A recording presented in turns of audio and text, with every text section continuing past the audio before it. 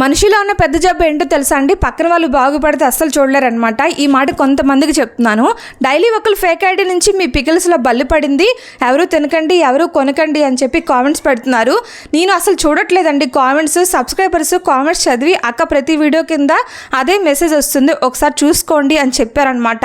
నేను చూశాను, ప్రతి వీడియో కింద అదే మెసేజ్ రిపీట్ అవుతుంది. నువ్వు పెట్టే ప్రతి కామెంట్కి 1000 రెట్లు సక్సెస్ అయి చూపిస్తాను, ఫ్యూచర్లో లేట్ అయినా పర్వాలేదు. నీలాంటి వాళ్ళు ఉంటే నాలాంటి వాళ్ళకి ఇంకొంచెం పట్టుదల ఎక్కువ యాడ్ అవుతుంది, ఏం పర్వాలేదు. కాసేపు నెగిటివిటీని పక్కన పెట్టుకుందామా? అయితే నాటుకోడి పికిల్ పెట్టాను కదా, మంచి రేటింగ్ వచ్చిందండి. ప్రాసెస్ కూడా మంచిగా చేశాను. ఫస్ట్ కదా 8 కేజీలు పెట్టారండి.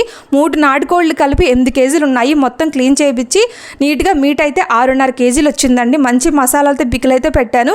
కానీ వీడియో పెట్టగానే మళ్ళీ ఆర్డర్స్ ఎక్కువ వచ్చాయన్నమాట. మళ్ళీ రేపు నాటుకోడి పికిల్ అయితే పెట్టాను. ఈలోగా ఎవరికైనా కావాలనుకుంటే స్క్రీన్ మీద నెంబర్ని కాంటాక్ట్ అయ్యి త్వరగా ఆర్డర్ పెట్టుకోండి. ఉంటాను.